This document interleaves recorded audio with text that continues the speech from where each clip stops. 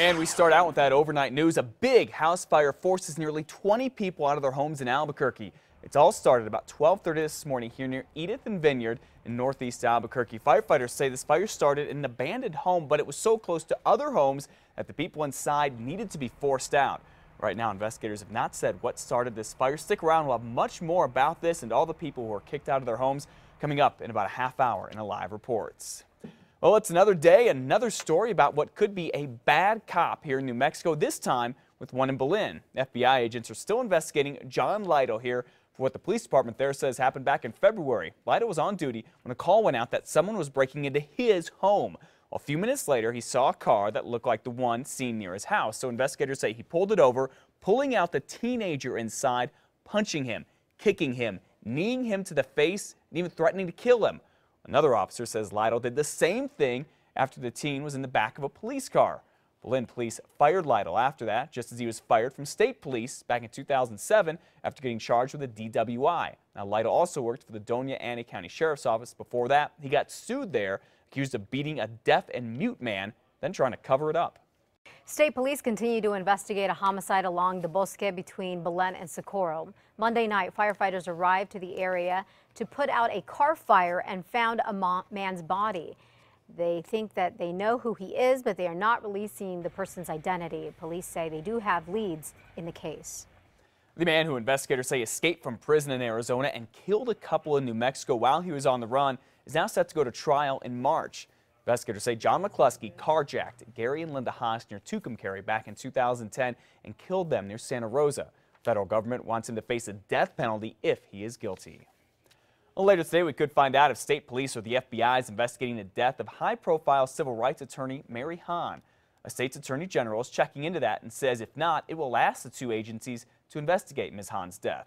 The civil rights group Vecinos United is the one that got the attorney general's office involved. Hahn's family is now suing Albuquerque's police department, claiming officers botched the investigation, ruling her death a suicide too quickly. Albuquerque police are questioning a man who they say may have a connection to the city's latest homicide. Police arrested Jesse Davis on Monday for tampering with evidence and for being a felon in possession of a firearm. They are still investigating his possible connection into the shooting death of 26-year-old Jose Nunez Flores. The victim was found shot to death near San Mateo and Gibson on Monday. Just a block away, another man, Nathan Herrera, was also found shot. He survived. No word if the shootings are connected. A suspicious death in the Northeast Heights is now being investigated as a homicide. OMI confirms that 54-year-old Eduardo Jose Quintana was shot in a home on Stillwell Drive near Manal and Juantabo. His body was found Saturday morning. Investigators are asking anyone who knew Quintana or may have seen him just before his death to call Crime Stoppers at 843-STOP. The man accused of killing his 4-year-old daughter in Albuquerque last month is still in jail right now after pleading not guilty yesterday.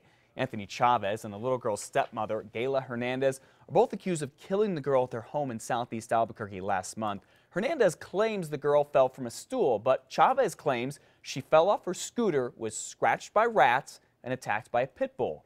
Both are now charged with child abuse resulting in death. Extraordinary. That's how one judge describes his former colleague, the late district judge Bob Schwartz. Schwartz died of pneumonia on Monday. He got it in the hospital after he fell and broke his leg. He was recovering at the time. The colorful judge served 2 terms as district attorney here, nearly won the mayor's race back in 2001, and was the state's crime czar under Governor Bill Richardson. Then Richardson appointed him to the bench 4 years ago. None of us are perfect, and sometimes that's what I liked about him. As a judge, I thought he was an extraordinary judge. A lot of people are saying that now. The other judges are handling a lot of Schwartz's cases and may bring in another judge to take on part of them.